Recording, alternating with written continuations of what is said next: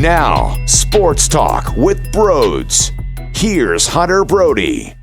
What is going on, everyone? Welcome to Sports Talk with Brodes. The Philadelphia Phillies are hiring Dave Dombrowski as their president. How did I feel at that moment? The first initial thought, I didn't like it. Where do I stand now? I still don't like it. I'm not a huge fan. And I know from the surface, you can look at Dave Dombrowski's history, and he won a World Series in 2018 with the Boston Red Sox. He was fired 11 months later, which is so hard to do, but we will get into that.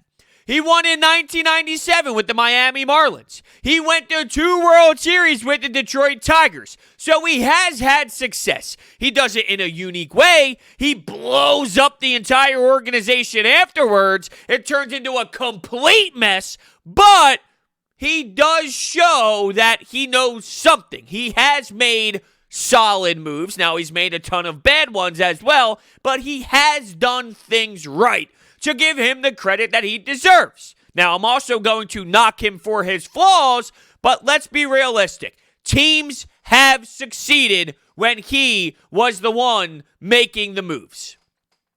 Where the disconnect for me is, I don't think his style matches where the Phillies are right now. You know the way that John Middleton spoke about Andy McPhail and his championships? Yeah, Andy McPhail did win World Series, but he doesn't pop. That's how I feel about Dave Dombrowski. Yes, he has won. He doesn't pop for me. It's almost as if John Middleton and the Phillies think that they are closer than they actually are. Now, before we continue, we are broadcasting live from the Manscaped Man Cave. Get 20% off and free shipping with the code BROD at manscaped.com. So I think Dave has a role in this league. If your organization is cracking 90 wins, 91 wins, 92 wins, they have a nice set of prospects that he can get his hands on and trade to acquire better talent. If there is some more money involved that can be spent, he can get you over that hump. If you are willing for him to take risks and sign some guys and be willing to spend a lot of dough when you're close and he's the one that gets you over the hump, that's what he can do. That's not where the Phillies are. The Phillies are stuck in this awful spot of they just brought in Bryce Harper in his prime. They just bring in Zach Wheeler. Well, they're going to lose JT Realmuto. They're going to lose Didi Gregorius. They have no bullpen. They barely have any prospects. You think now is the all-in, let's go move? That's the message the Dave Dombrowski hire sends. Let's go win now. And trust me, there are people probably thrilled to hear that. And it's not a bad mindset, but you got to be realistic with where you are. You're not in win-now mode. You are far. You want to trick yourself that this team was just a bullpen away last year? Then go ahead. Trick yourself into thinking that. But also, don't forget about what you lost. You do not have a catcher. Now, maybe this move actually helps you acquire JT Realmuto back. That might not be the best thing, though. I know you gave up 6, though. If you're going to talk about a 7-year deal for JT Realmuto and add a lot of money to that, you could be talking about a very similar situation than the Boston Red Sox when Dombrowski was there. Chris Sale, David Price, Nathan. Go ahead, pay everyone. Yeah, well, guess what? That's the reason why Boston doesn't have Mookie Betts, which is a franchise-changing mistake. Go spend your money in all these certain areas, and then, oh, here's Mookie Betts. Oh, yeah? No! And he's no longer there. The reason why you were handicapped as a franchise was because you allowed this man to go spend money in other areas. And is this owner even going to allow this guy to spend money? That's the confusion. This guy is crying poor. He just made up nonsense to the media because secretly behind the scenes, he's talking to other teams about trying to trade Zach Wheeler, the guy he just signed for 5 years, $118 million, and had one hell of a season. And he's secretly trying to trade him. It's a joke. But at the same time, Scott Lauber even reported this months ago, before this really intensified, that if Dombrowski was to get hired by the Phillies, he would have autonomy. And I think that's important to bring up because it's hard for me to imagine Dave taking this job if John Middleton didn't put his hands up and say, you will have this to spend. You have the money to spend. I've seen you do it. So here you go. That's the only way this guy is coming here. I would imagine that John Middleton opens up the checkbook. But how do you cry poor and then hire this guy? The two don't add up. Do you see where I'm having the disconnect here? It doesn't tie together. Now, is this the worst hire ever? No. It's not to that degree. It's not the worst ever. I just look at the style of baseball, where it's headed, where it's trending, and there's a lot of other options that I would love. I would have loved Theo Epstein, although I know that was out of their control. Thad from Minnesota, come on.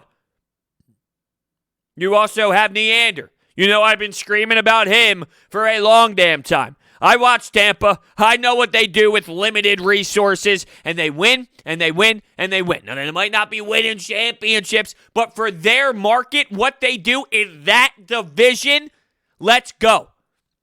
You hired an old school guy. Now, for an old school guy, he won 2 years ago. So there's something to be said about that. I'm not pretending that doesn't matter.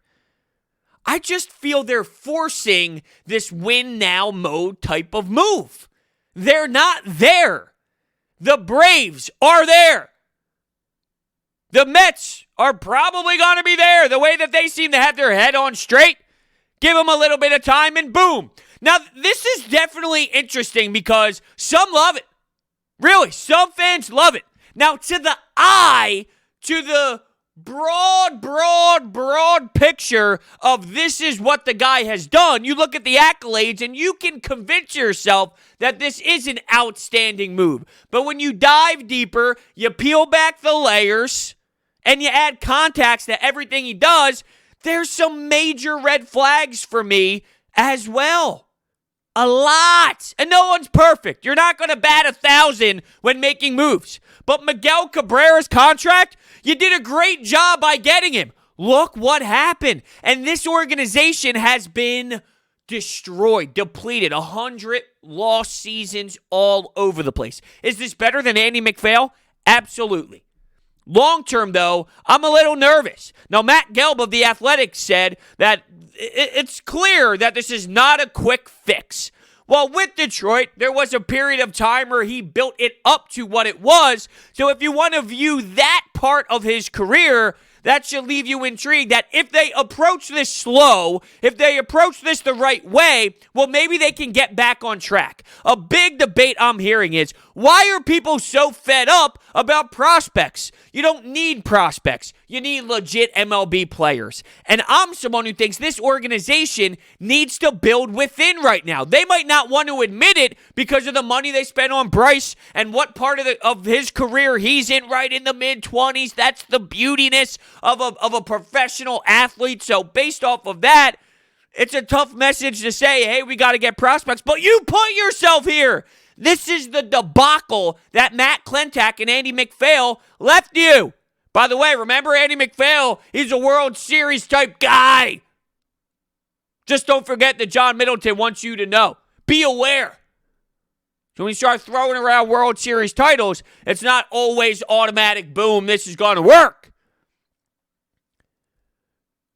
Prospects do matter.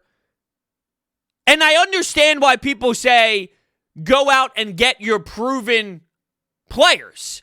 You got to have a bunch. Look, the reason why a team like the New York Yankees are so successful, well, yes, they can spend a lot of money, way more than anybody else. And they haven't won a championship in quite some time, 2009 against the Philadelphia Phillies, of course. So it's not like they're going around and just dominating championships left and right.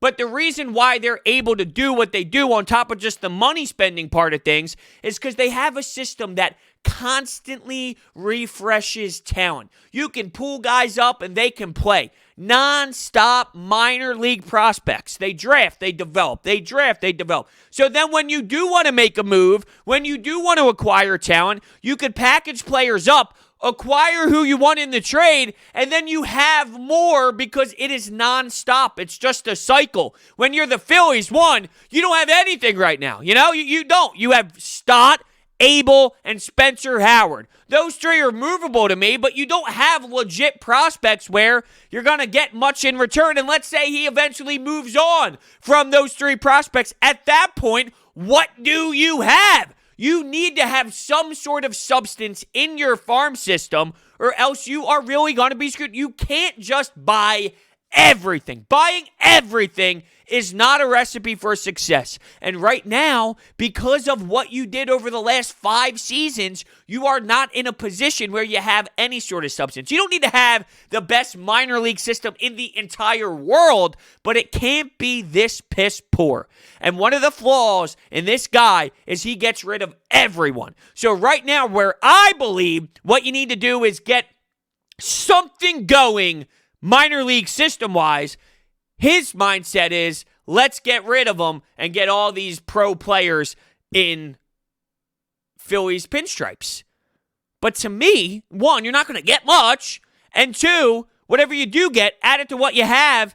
And you're not there yet. They're not where they think they are. Can they get in that position soon?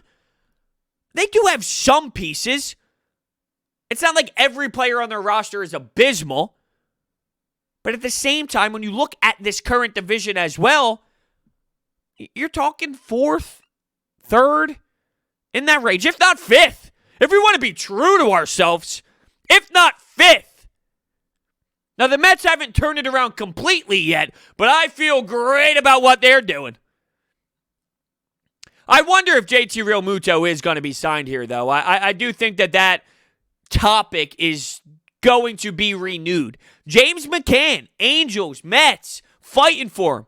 That opens up the window again. I just wonder if he looks back a bit and goes, you think I'm going there? You think I'm going to trust that organization again? Hell no, I made that mistake. Although he really had no say. He got traded. But he's been there, done that. I guess saying I made that mistake didn't make much sense. But you get my point. He's here. He sees how it operates. He knows it's a mess. And I'm just hoping they dig themselves out of this, but it's scary. I talk about the prospects. I would imagine that Alec Boehm is out of the question, right? There's no way that you can move on from him. He's not really a prospect anymore. What he is, he's an MLB player. It's just defensively. And if you don't know what that voice is, it's me throwing up because he can't do a damn thing defensively at third base. And what's that mean for first base? Well, Rhys Hoskins plays there. Can Boehm play first? Is Rhys going to play? I was going to say DH, but then I just remembered you don't really know what's going on right now with the DH debacle. Is there going to be one in the National League? Is there not going to be one in the National League? What a messy situation. But all I know is I'm underwhelmed with the hire. What I'm not underwhelmed with is DraftKings. DraftKings has brought their expertise to legal sports betting. It's a legitimate sports book based right here in the U.S., so you can rest assured that your funds are totally secure. DraftKings, America's top-rated sportsbook app, is safe, secure, and reliable. Deposit and withdraw at your convenience. Listen to this deal. It's crazy. All new users have a chance to earn a sign-up bonus up to $1,000. Download the app now. Sign up using promo code BRODES. Check out all that they have to offer, including player props, live betting, so much more. If sportsbooks are not yet available in your state, don't forget about the DraftKings Fantasy app, which offers millions of dollars in total prizes every single week. And if you or someone you know has a gambling problem, crisis counseling and referral services can be accessed by calling 1-800-GAMBLER. Gambling problem, call 1-800-GAMBLER. So another question that I keep asking myself when I think about this hire is, was this a we got to do something type of move. And what I mean by that is they have brought a ton of people in and had interviews. And there were others who they talked to, whether it was Thad from Minnesota or whether it was Burns from the LA Dodgers. And both of those two say, I'm going to stay where I am, which actually concerns me that those two respected people are thinking, I don't know if I want to go to a big city like Philadelphia. Why wouldn't you? I know that we rip the Phillies all the time, but from a baseball overview and from a big picture standpoint, if you're in baseball and you're working in front offices and Philadelphia picks up the phone and calls you, you are listening. You are having interviews. And for you to walk away from that thinking, I'll stay here, I think it shows you the dysfunction. Now, Michael Hill is another name, and some of those like Burns and Hill, they're not ones that I'm all amped up, let's go type energy for either. But I do think that it fits more of where the Phillies are than this move here. But I hope this wasn't a, hey, we're running out of options. A lot of guys are backing out on us. People are seeing that there are a lot of interviewees not coming this direction. Let's go safe. Let's go safe. We're running out of options. Let's grab a guy. I really hope it wasn't to that level. Now, I don't know if it is. It's possible. The reason why I question that is this seems like a John Middleton hire. This almost is the perfect match. If I told you that this is what he was going to come out with at the end of the offseason, this is who he would end up hiring, I'm not shocked. It makes sense. So I don't know if this is hey, I'm getting a little nervous, I'm getting a little worried hire because everyone else is backing out. But just to defend that thought a little bit, he did go in other directions to hear other people too. So there was a reason why. My point is, there was a reason why he interviewed Burns, why they interviewed others. Because it wasn't as if it was automatic no-brainer, Dombrowski. Although there are reports saying that they have been communicating and Dombrowski wanted to stay with Nashville and try and build something up there. Well, it looked like the right price came. It looked like the right conversation came.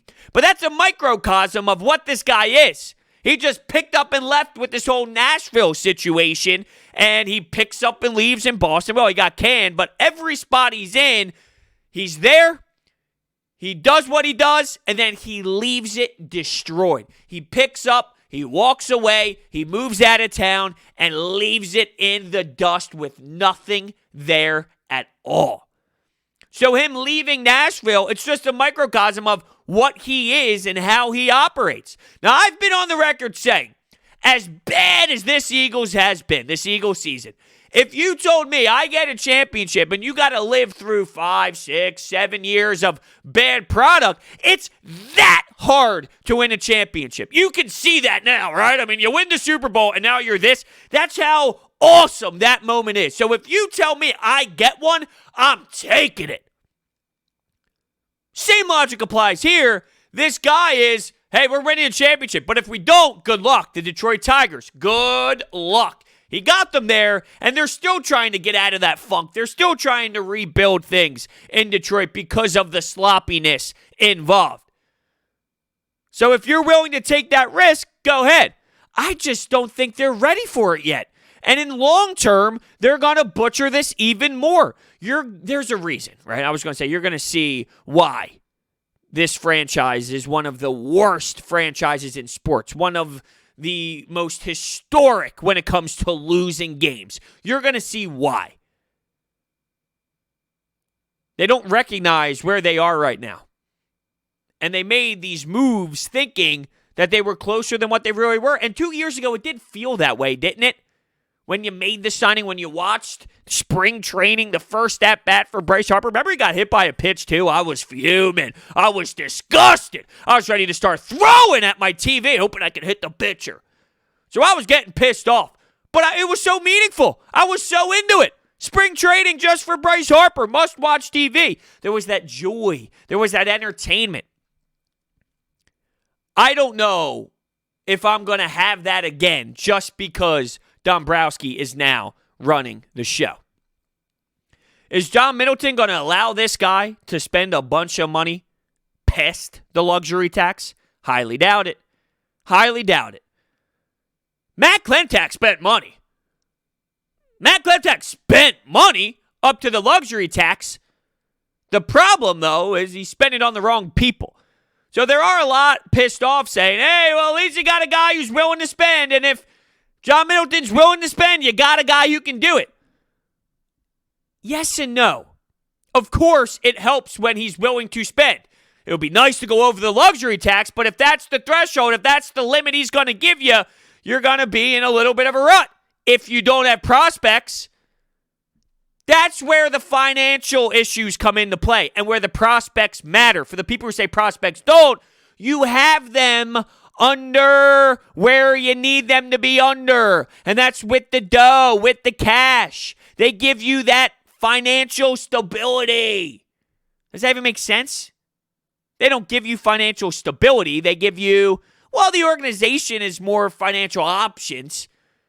They give you more of a reasonable price tag for others. Let's go with that. You get my point. You understand what I'm saying? Prospects don't cost a lot of money. So when you hit on these draft picks and they can play, it helps you in other areas when you have a limit on how much money you are going to spend because the owner gives you the luxury tax to play around with. I can't believe the guy was fired 11 months after winning a championship. That is seriously almost impossible to do. You get a leash. Now in Boston, it's an East Coast city. They're tough. They're brutal. You don't get an obnoxious leash. 11 months, you didn't even make a damn year. There was feud happening internally. Well, why do you think that is? The guy made colossal mistakes. And it set back that franchise for a while. So if you don't get that championship, if you take that risk and you don't get that title, and I'm not very confident that they will go get that title. I like being in a position to have a chance. That's one of my big things. If you give me a chance, that's all you can ask for, a legitimate chance. That's all you can ask for as a sports fan when watching your franchise. I don't know if you're going to be getting a legit chance based off of where they are right now. You're far away. You're not close. You're not that close. So I don't know if you're going to get a legit chance at it. If you don't get that, you're talking about a whole nother 2013 through 2018 type play. And realistically, 18 through 20 as well. The difference is there was buzz because you signed such a big-time player. So 18, 19, it felt different. But results, I mean, you're still talking about poor play. 500 baseball, sorry to break it to you, but that's not exciting baseball. So if this guy comes in, shakes it all up, goes with what he does based off of his track record, if you don't win, if you don't accomplish the goal, and once again, I don't personally believe that they are going to be put in a legit chance, a legit conversation to go out and win. Well, when he walks away, whenever that is, and I'm looking forward to it, yep, that's right, I'm already looking forward to it, you're going to go through what we just went through again.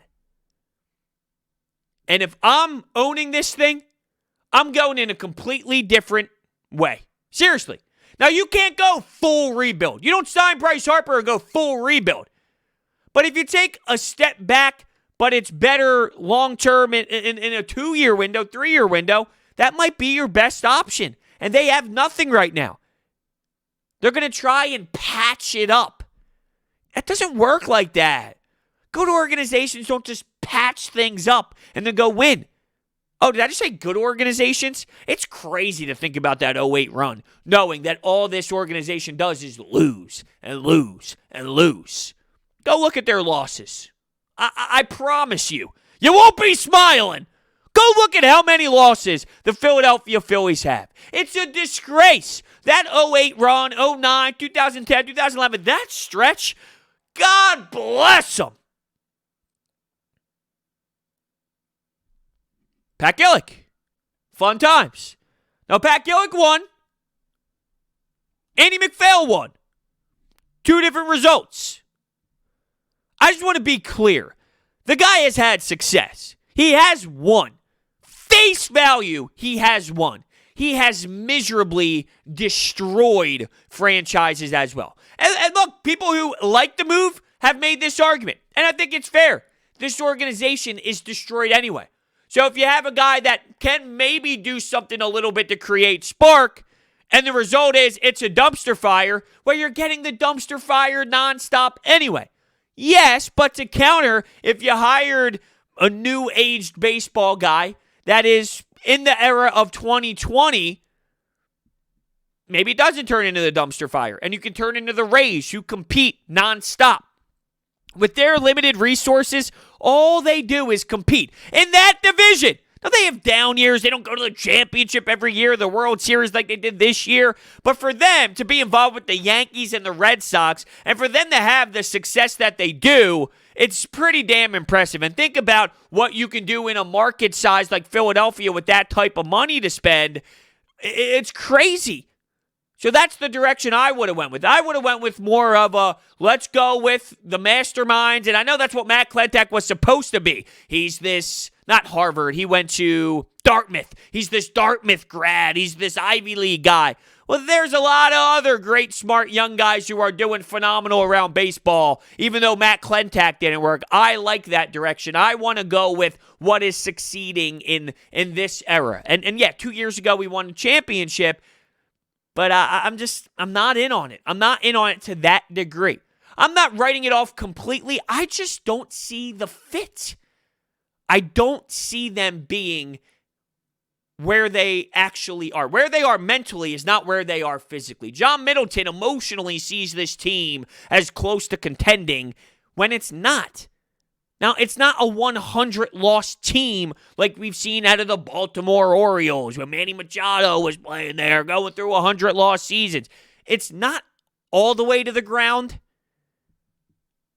It's also not close to playoffs with a legit chance. I watched all of those insane playoff games. Loved every minute of it. Actually, the other night, you know what I threw on YouTube? I'm a psychopath. I went 2017 World Series Game 5, Dodgers-Astros. I loved it. It was beautiful. The crowd, the intensity, Dallas Keuchel. Are you serious? Versus Clayton Kershaw. It was insane. You think the Phillies are close to that? No. No, they're not.